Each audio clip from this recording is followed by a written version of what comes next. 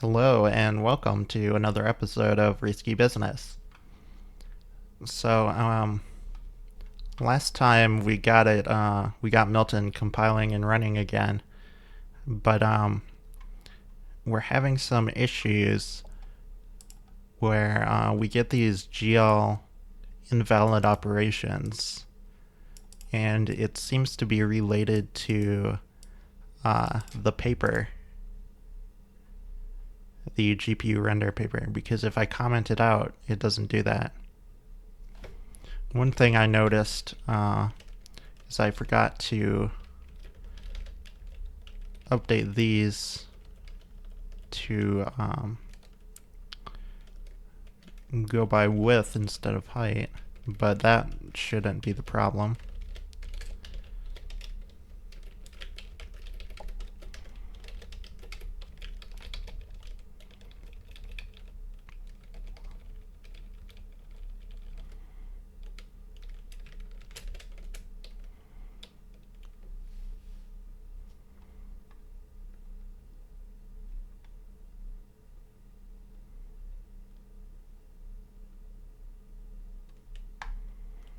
So let's just confirm here that it still gives GL invalid operation.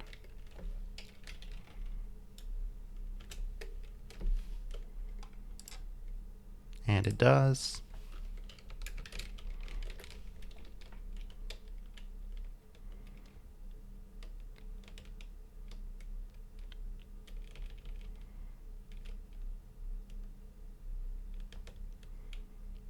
So let's comment out all of this stuff here. Right, so it's just the pipeline of begin, GL lines, and end.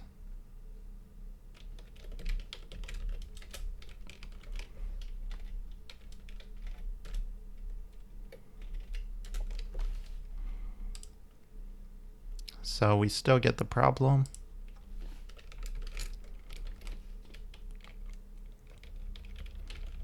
Now let's comment out the GL begin, GL end, GL flush.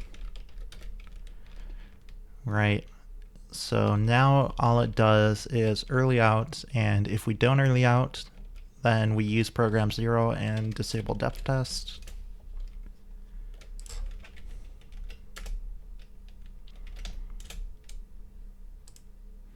And you can see that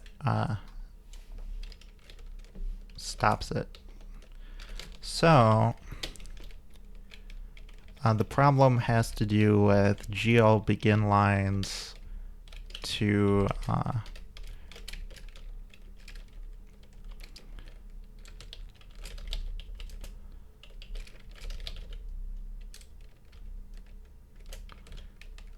the GL end.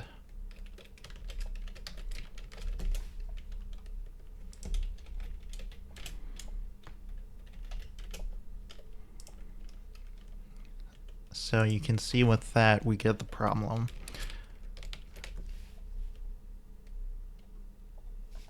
So let's take a look at GL begin again.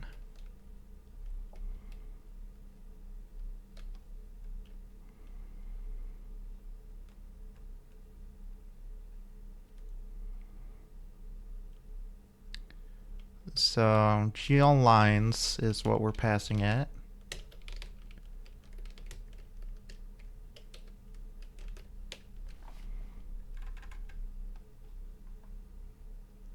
And then we do a GL end.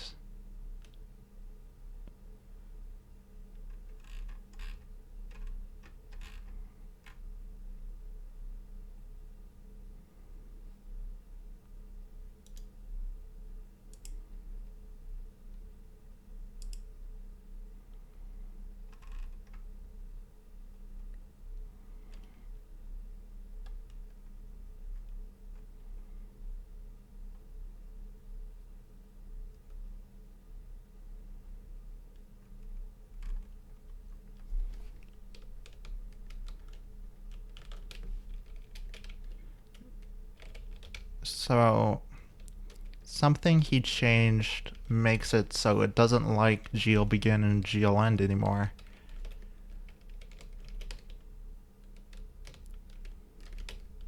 Whereas the code is the same. So I'm quite confident that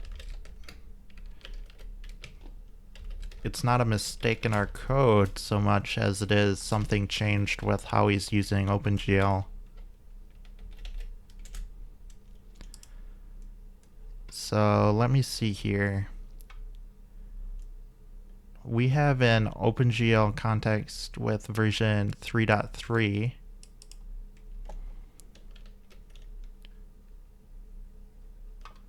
So I'm suspicious that that's the problem.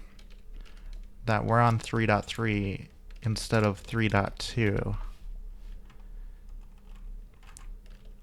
So was begin and end deprecated?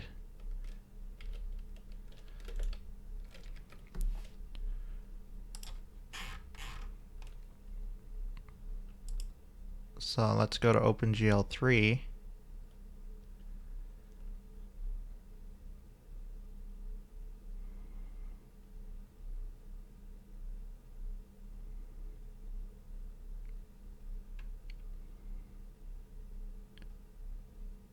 Let's go back to docs.gl.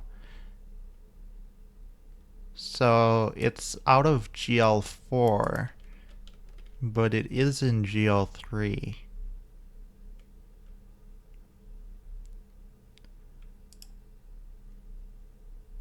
But it says 3.1. So OpenGL 3.3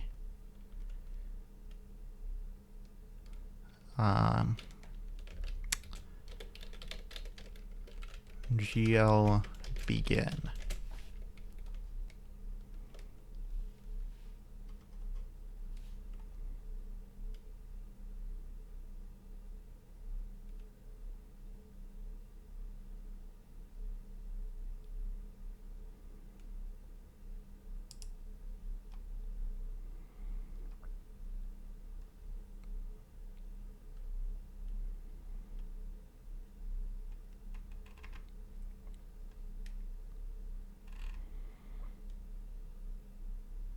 Okay, so begin was deprecated and removed from 3.2 onward.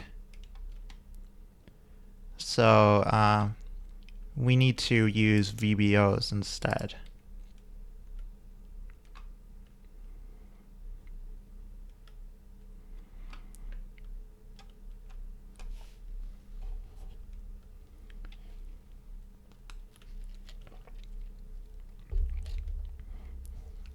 So I guess I'm okay with that.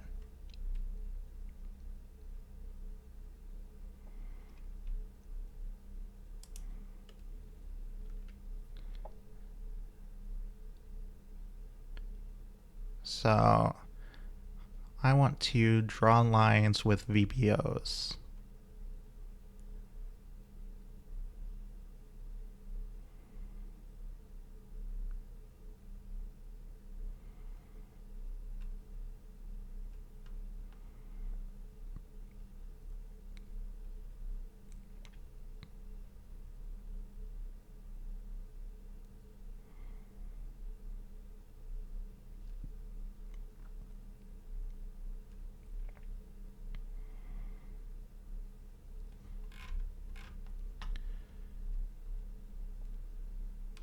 The other option is trying to make it use a lower OpenGL version. But it's probably using the newer OpenGL for a reason.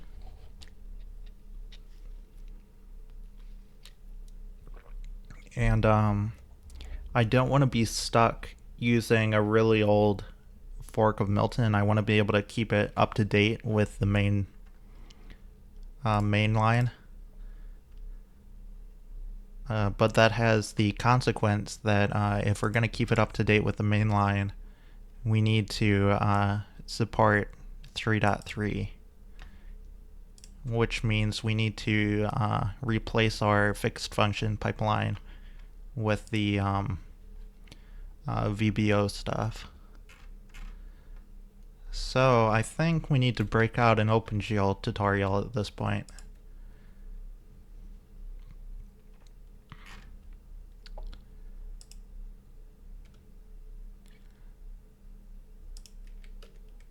So let me see.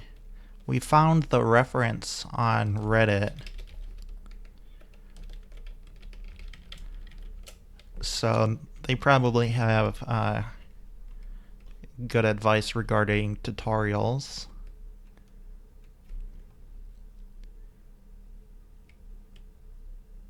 So arc synthesis, they have mirrors to that. I remember that was good.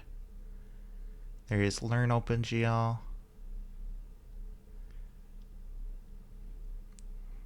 Let's look at the mirror of the arc synthesis one.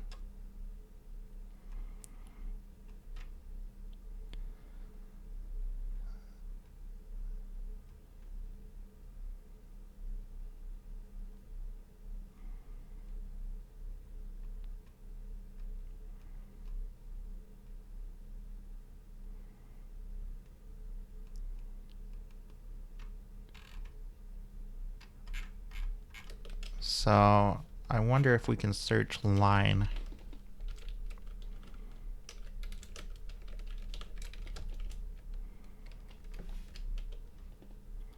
So linear interpolation, that's not what we want. So it doesn't cover lines directly, but it does have a drawing a triangle at least, which is probably the same pipeline. Let's take a look at a few others.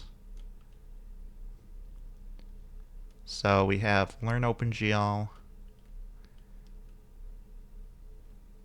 and a bunch of other. So let's just open all of these. There's a bunch of them. I'll skip the GLSL tutorial.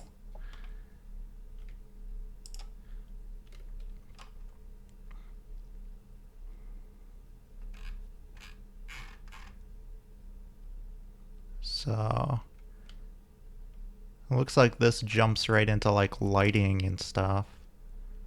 Okay, well, this one does a hello triangle as well.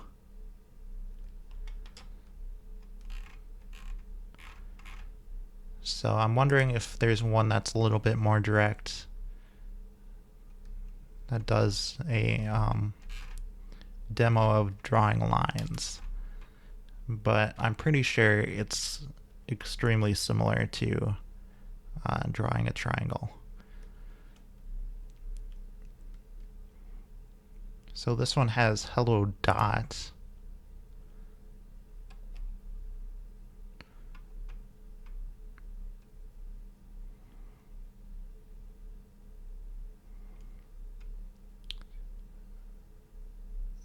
So I'm guessing that's, yeah, that's a GL points. And so that's the same kind of thing. The difference is for the triangle, they're using GL triangles, and then they have more vertices. And for drawing lines, it would be GL lines, I imagine.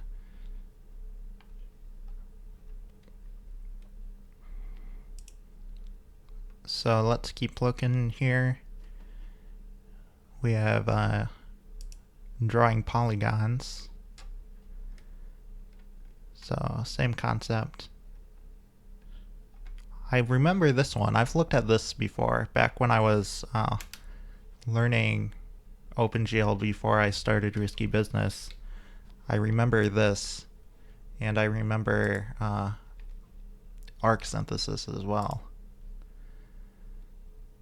So this is a book. I don't know if it...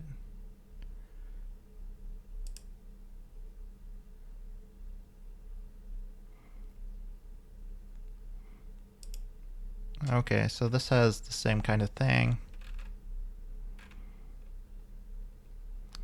I remember doing this too, not with this tutorial, but doing the same thing it's showing there. Oh yeah, I remember this one too.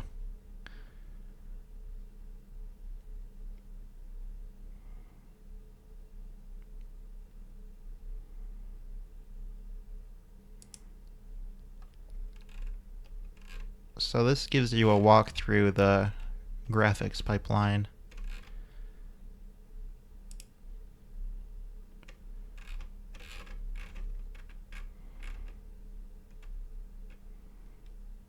And then here for their Hello World app, they actually render a texture, I guess.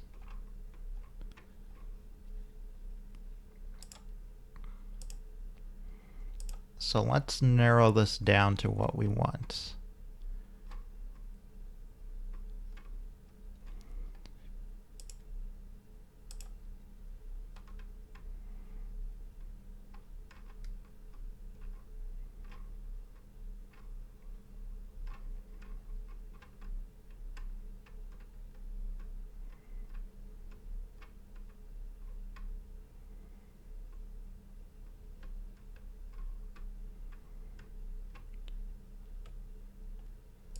So I'd say we want to go with either this one or this one.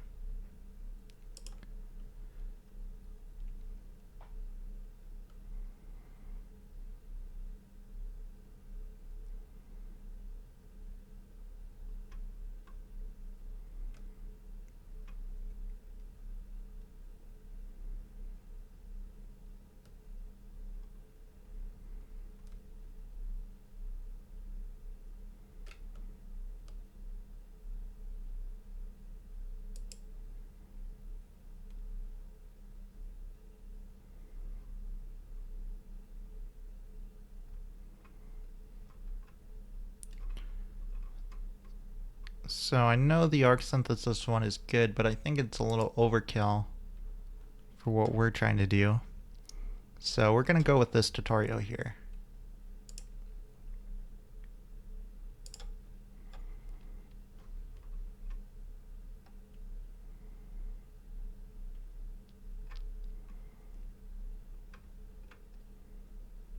So first of all, we need vertex input.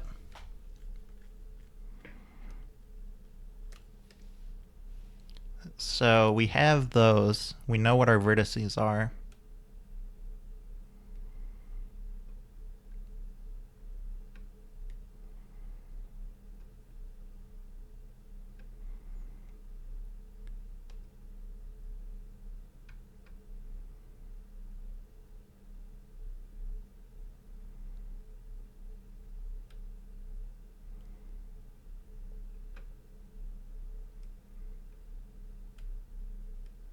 So do we need to have a shader too?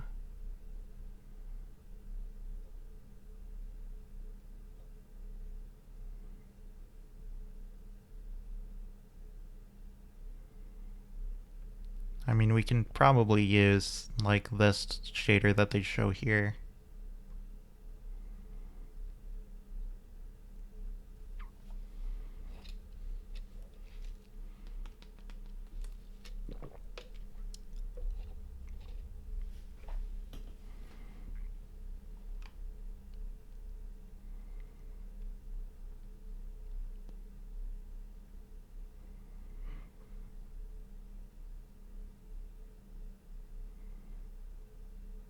And then I guess we'll have this for the fragment shader as well.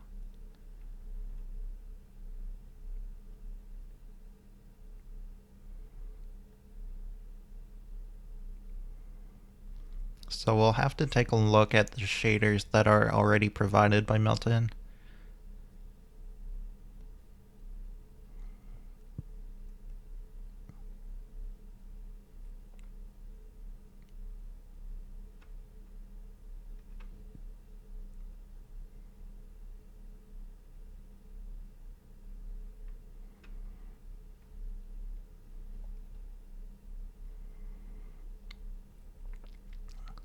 So it looks like we want GL draw arrays. So let's take a look at that. So GL draw arrays.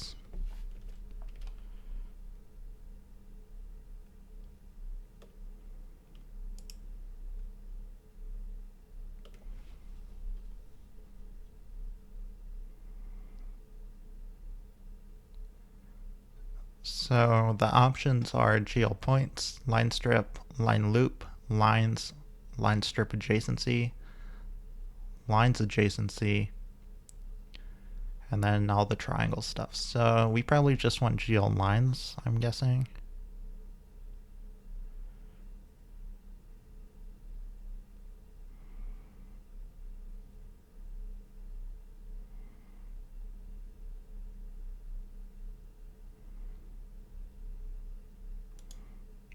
And this links to another tutorial as well.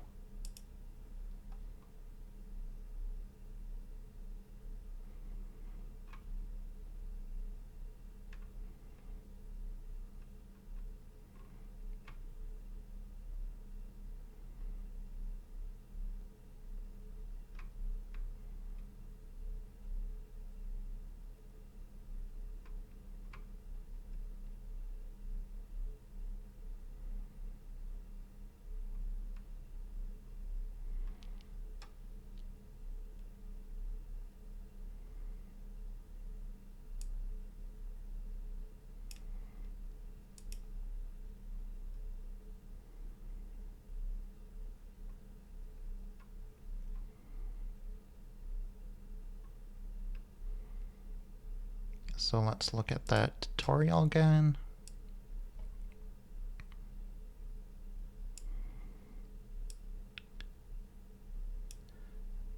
So it looks like GL draw arrays take some numbers. Let's see what that's all about. So first and count. So our starting index will just be 0, and our count will be the number of indices to be rendered. So that would just be the size of the array, right?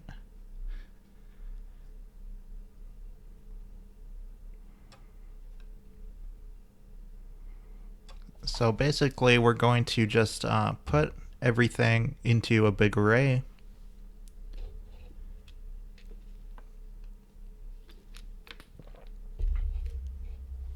And then do GL draw arrays.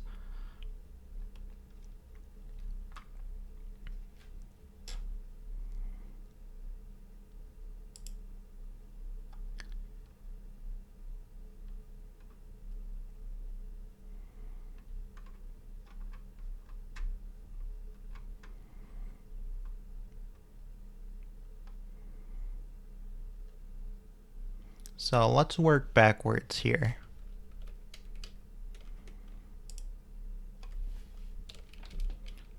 So instead of GL end and GL flush, we are going to say GL draw arrays, and we're going to say GL lines 0, and then I'm going to put in a to do for the size. Next up, we need to bind the vertex array. So we're going to do GL bind vertex array, and I guess we'll just call it VAO, VAO.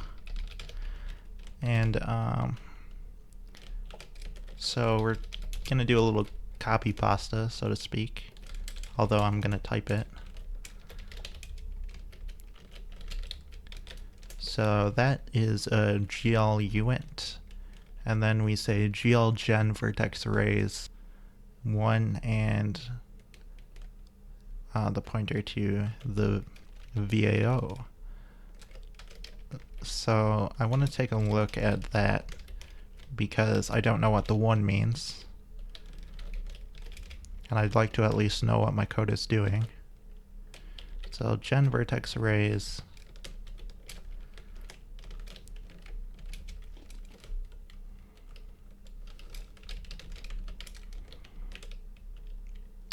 Whoops.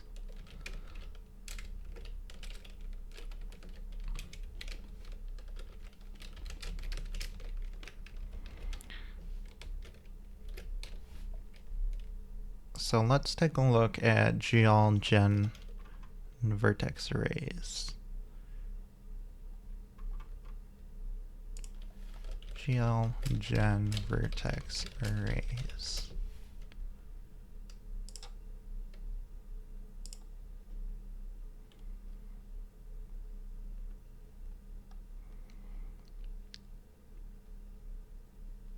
So n specifies the number of vertex array object names to generate, and then it takes an array in which the vertex array object names are starred. So we're saying we just want one, which seems reasonable because then we bind to it and draw.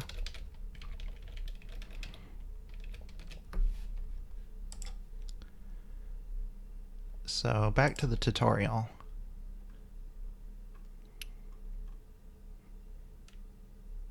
So we need to GL enable vertex attrib array. So let's take a look at that. GL enable vertex array attrib or attrib array. Attrib array.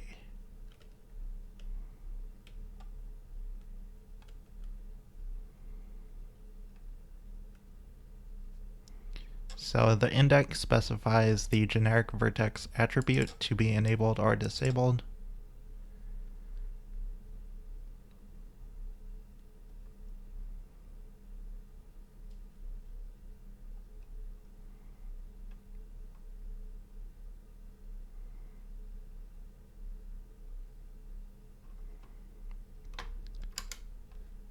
So we'll need to learn what that means.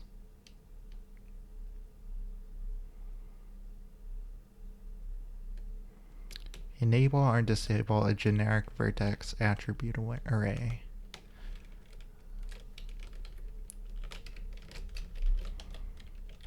So we are enabling a vertex attribute array, whatever that means. And what we are enabling, they call it position attribute.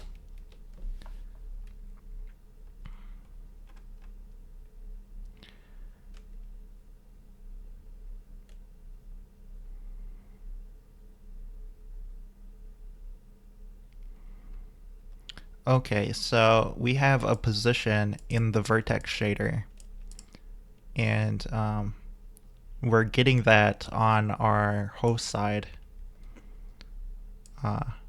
with position attrib here.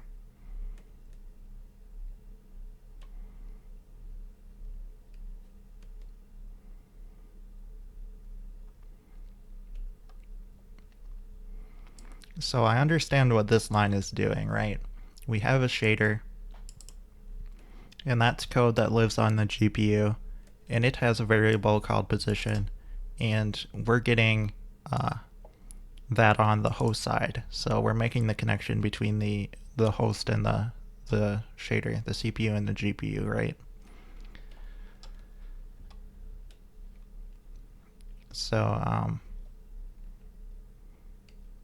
essentially this is like a handle so that we can transfer values over. And then we have this GL vertex attrib pointer. So what is that doing? Let's look up GL vertex attrib pointer.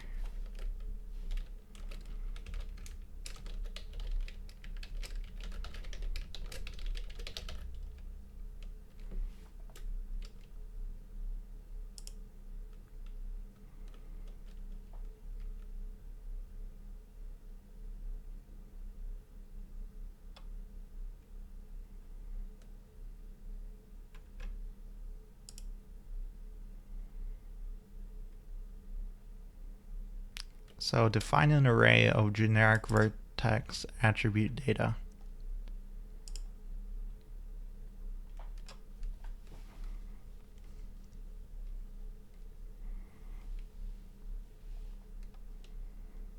So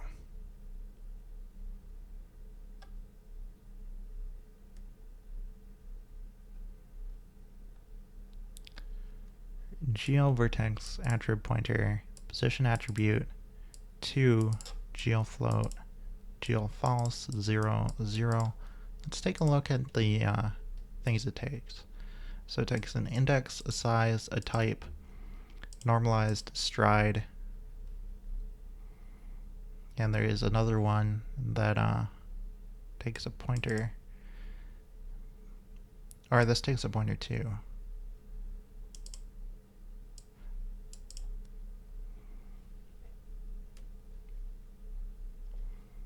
So the index is the generic vertex attribute to be modified.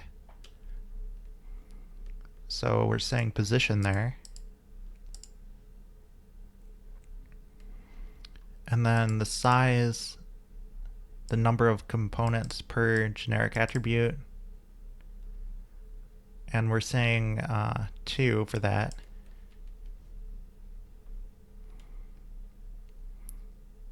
So this is the dimensionality. So we're saying it's a two-dimensional. Each vertex is two-dimensional because it has an x and a y.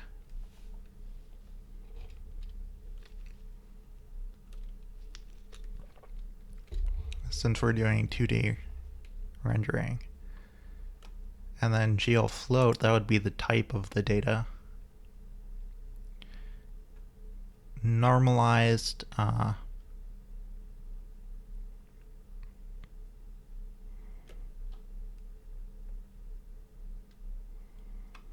so it specifies whether fixed point data should be normalized or converted directly as fixed point values when they are accessed.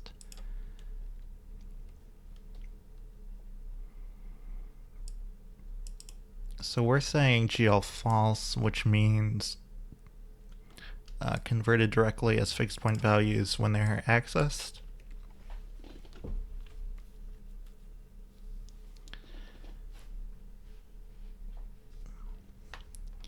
So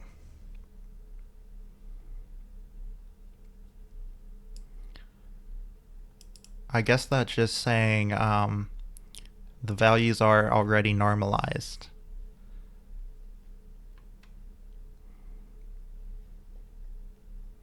And then I believe the last two are 0.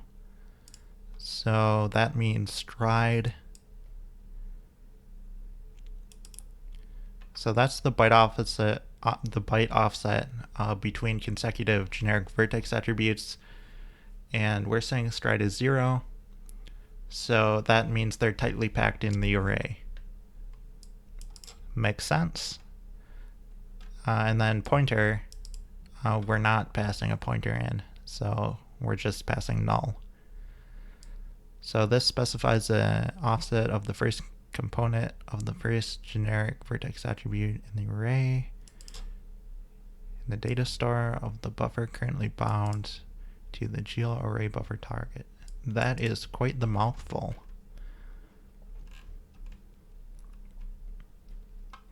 So it's an offset of the first component. And so we don't have an offset, so we're just saying null. Fair enough. So I think that much makes sense to me so far. I get what we're doing with GL get attrib location.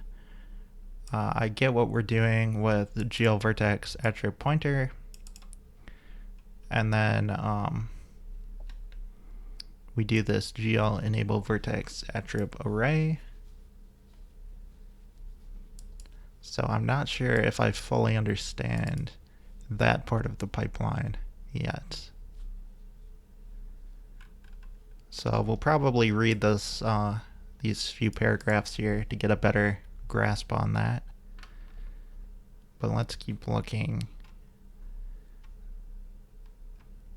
So a little higher up, we set it to use our shader program. We link our program.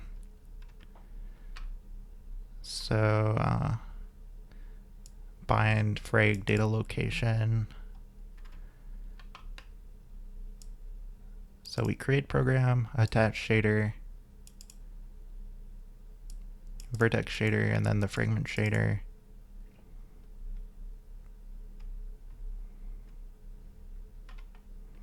And we do this bind frag data location because a fragment shader is allowed to write to multiple buffers. So you need to explicitly specify which output is written to which buffer. That makes sense. And then here we're creating the fragment shader, setting the source and compiling it. So, okay, so then we're gonna, up higher we must do the same thing for the vertex. And then this is piping them together, right? So we compile the vertex shader, we compile the fragment shader, and then we attach them to this concept of a shader program, which is just a vertex shader and a fragment shader pair. And then they link it and use it. So that makes sense. I feel like I understand that part of the pipeline. So we should see, yeah, here we compile the vertex shader just like I thought. And then these are examples of shaders. So that's, we're going to use pretty much exactly these, I imagine. So the fragment shader sets the color. The vertex shader sets the position.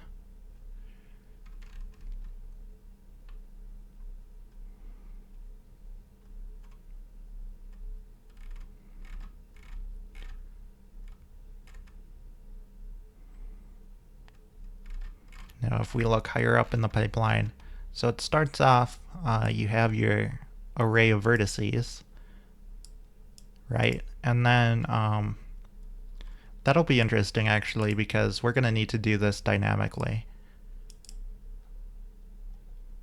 rather than a fixed thing, but that's fine. It'll just take a pointer anyway, right? And a size.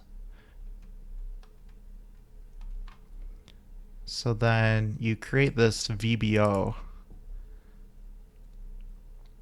So you say generate one buffer, and here's the handle to it, right? And then you say bind buffer GL array buffer. So this is saying the type is an array buffer. So I want to take a look at that. I'm curious what all the options are there. So GL bind buffer. Let's take a little peek at that.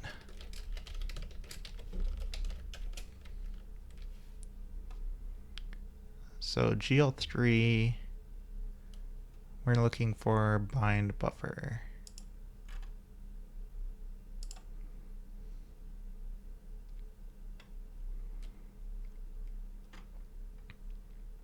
So it can be an array buffer, a copy read buffer, a copy write buffer, an element array buffer, a pixel pack buffer, a pixel on-pack buffer, texture buffer, transform feedback buffer, or uniform buffer.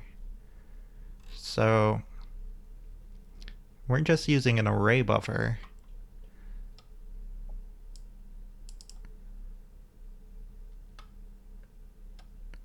So when a non-zero buffer object is bound to the GL array buffer target, the vertex array pointer parameter is interpreted as an offset within the buffer measured in basic machine units.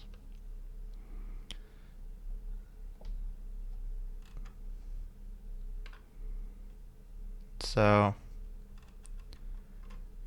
I'm not going to study this too in depth, but we're using an array, so it makes sense to me, right? Use an array, use a GL array buffer. So GL buffer data. So here we're passing the actual array of vertices into it. So we're saying it's a GL array buffer, size of vertices. So here we're just saying we're not actually passing it the VBO, right? We bound the VBO to GL array buffer, and then we say we're gonna, for the GL array buffer, we're going to give it this data. So it's size of vertices and vertices. So that's just the pointer and the size, right? And then there's this GL static draw. So let's read this here because it looks like it details what that is all about. So notice that this function doesn't refer to the ID of our VBO. Yes, we noticed that, but instead to the active array buffer. That's what I just explained. The second parameter specifies the size in bytes. Yeah. The final parameter is very important, and its value depends on the usage of the vertex data. So our usage is just to draw some lines. So GL static draw, the vertex data will be uploaded once and drawn many times. GL dynamic draw, the vertex data will be changed from time to time, but drawn many times more than that. GL stream draw, the vertex data will change almost every time it's drawn. So we're GL dynamic draw, right? Because a lot of the time our canvas, we're not moving it around, we're like drawing on it, right? But now and then we're panning and zooming around. And when we do that, then we're uploading new data. So the vertex data will be changed from time to time, but it will be drawn many times more than that because it's drawing, every time it needs to refresh the screen. So I think we would actually be GL dynamic draw. So that's just a usage hint for our performance. So this usage value will determine in what kind of memory the data is stored on your graphics card for the highest efficiency. For example, VBOs with GL stream draw as type may store their data in memory that allows faster writing in favor of slightly slower drawing. Right, so we're going middle of the road. And then the vertices with their attributes have been copied to the graphics card now, but they're not quite ready to be used yet. So what we're saying here is this GL buffer data is going to copy our data here, the vertices, into memory somewhere in the actual GPU. And then we need to upload some code to the GPU to process that data, which is what the shaders are. So we have these simple shaders that just pass the position through and the color. So here they're passing this value as the color, whereas we actually have a color, but it's a fixed color, so we could put it directly in the shader. Rather than passing it into the shader, we could just hard code it like they've hard coded 111 here, right? The other thing though is this out color is a vec4, so it's between 0 and 1. So we would need to convert our values. We need to normalize our values. if we're going to hard code it in the shader. So it might be easier to pass it into the fragment shader, the color that we use. And that would be done in the same way that we do here. So we have this in position, and then on this we're saying we're passing out this color, but we also have one that passes in a color, and then we could probably upload that without needing to normalize our values or something. So maybe that's too much work. Maybe we do want to just normalize it by hand and hard code it. I don't know yet. But yeah, then we compile our shaders, upload those to the card with this program thing. And then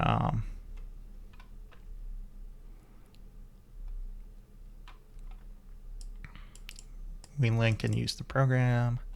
So now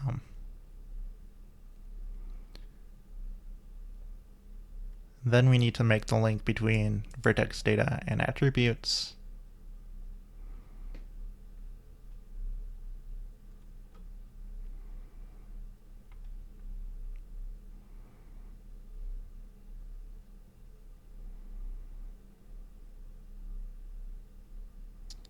So I'm still trying to wrap my head around making the link between vertex data and attributes. So I understand all of the stuff before that. We've got data. We need to say what kind of data it is. We need to upload it to the GPU. We've got code. We need to compile and upload it to the GPU. Right? And then we need to do this stuff.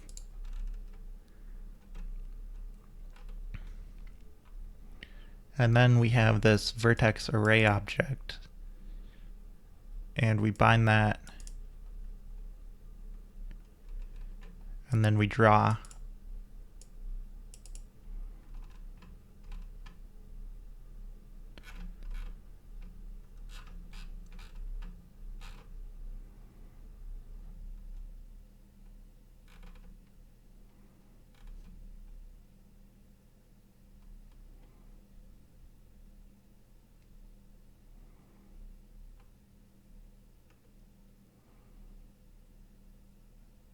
So I wonder if we care about uniforms too.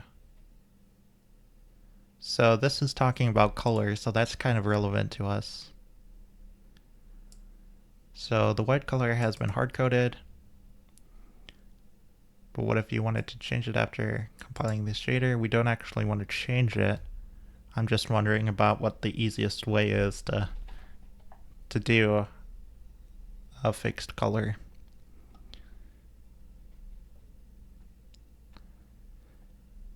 So they have this uniform triangle color. Is this a fragment shader? It looks like a fragment shader because it has the out color. So then they're saying out color is the vec4 of triangle color and 1.0.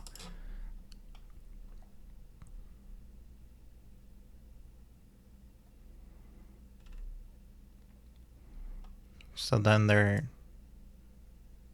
varying this uniform.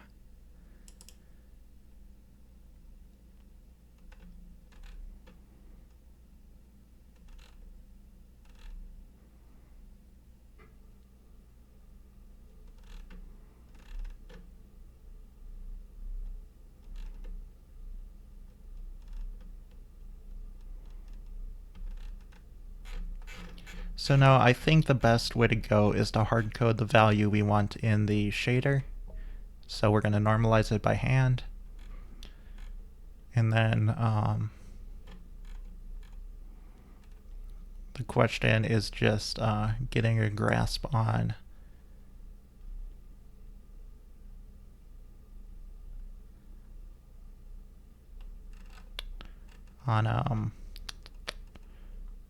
this part of the pipeline, or this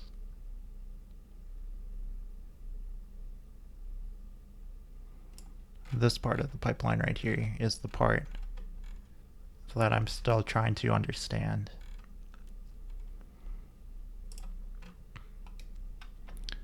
So although we have our vertex data and shaders now, OpenGL still doesn't know how the attributes are formatted and ordered. You need to retrieve a reference to the position input in the vertex shader. So we do that. The location is a number depending on the order of the input definitions. The first and only input position will always have location 0. Okay, so here we're saying the vertex has this thing called position, but it doesn't know how you actually get that from our actual data. So we uploaded this code to the GPU, and we uploaded this data to the GPU, but it doesn't know how the code uses the data. So what we're doing here is we're getting the position from the code, and then we're saying, hey, you get this this way. Right, so what it's saying is you're going to pull two values out of our array. They're floating point values. You don't need to normalize them. And the array is tightly packed, and there's no offset. So that gives it everything it needs to know about how it actually pulls data out of the array to process. And then there's this GL enable vertex attribute array position attribute.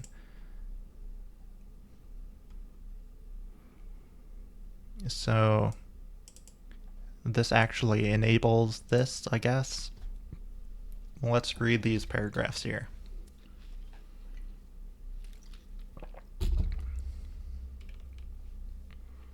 Man, today has been just an entire learning OpenGL day. So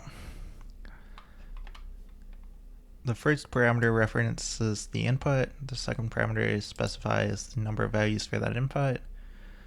That we knew that. The third parameter is the type of each component, and we knew that. Whether it should be normalized, we knew that.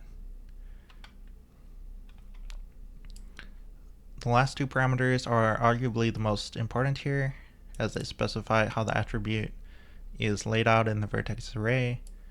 So stride and offset, we understand that. 0 means there's no data in between, it's tightly packed. And that's what we're going to have. And then offset, how many bytes from the start of the array the attribute occurs. And obviously for us, that's just 0. So it is important to know that this function will store not only the stride and the offset, but also the VBO that is currently bound to GL array buffer. So you don't have to explicitly bind the correct VBO. This also implies that you can use a different VBO for each attribute.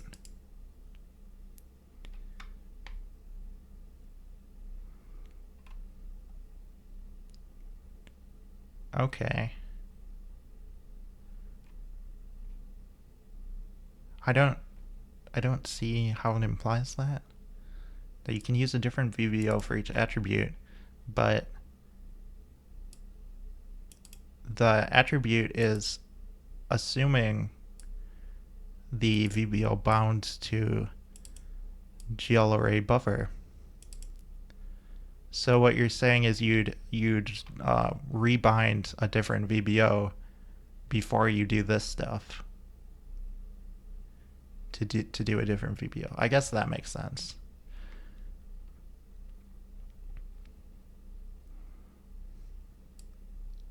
So then you enable the vertex attribute array.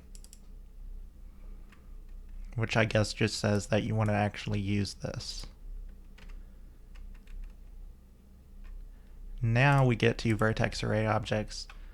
You can imagine that real graphics programs use many different shaders and vertex layouts. Yeah, so changing the active shader program is easy enough with use program, but it would be inconvenient if you had to set up all the attributes again every time. So you mean doing this stuff up here. So you're saying this stuff only needs to be done once. And when you use program,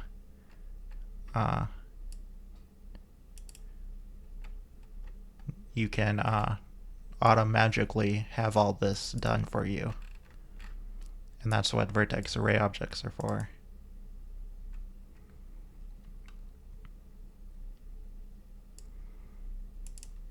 So luckily OpenGL solves this problem with vertex array objects. VAOs store all of the links between the attributes in your VBOs with raw vertex data.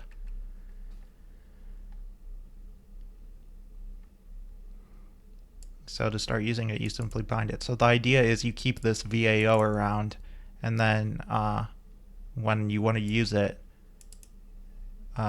so you say use program, and then you say geobind vertex array VAO, and what that does is all of this stuff. So you do this stuff once, right?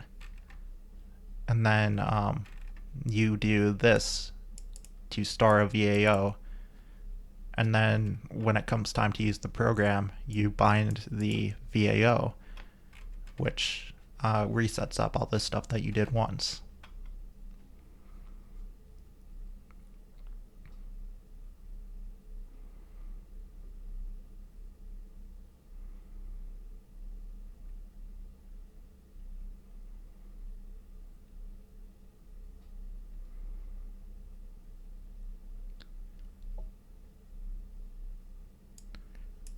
Okay.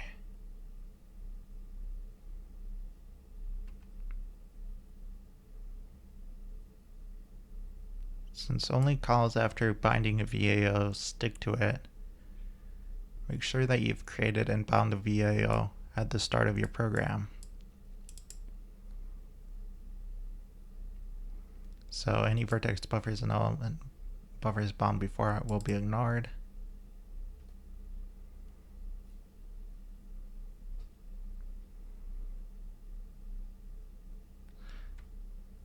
Okay, so you're actually supposed to do this stuff. You create the VAO before you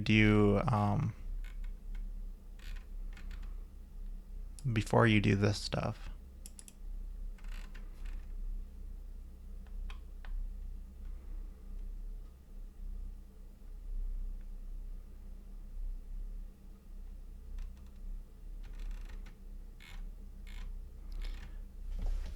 So I've got a good overview of the pipeline now. We don't necessarily need a VAO. That's optional, I think, because we could just do this stuff manually every time we're in the function.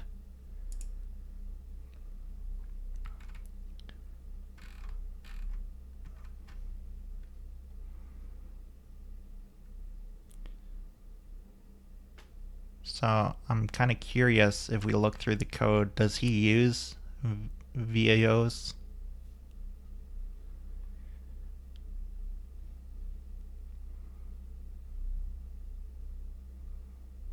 Like here, for example, he's using the texture fill program, but then he does get attribute location, bind buffer, enable vertex attribute array, geovertex attribute pointer. So he's doing all this stuff for this texture fill program without a VAO. So we'll probably do the same and just skip out on having the VAO and just do the stuff directly each time. And I believe we are out of time today. So I'm going to get rid of this stuff because I think we decided we're not going to use a VAO.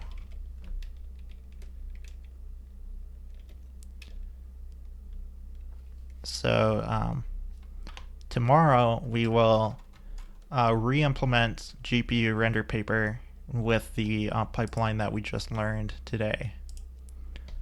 So thank you everyone who tuned in today, and thank you everyone who watches on the YouTube archive at risc-v. You can follow me at HMN_risky on Twitter to get updates about this series, and I will see you next time. Stay risky, everyone.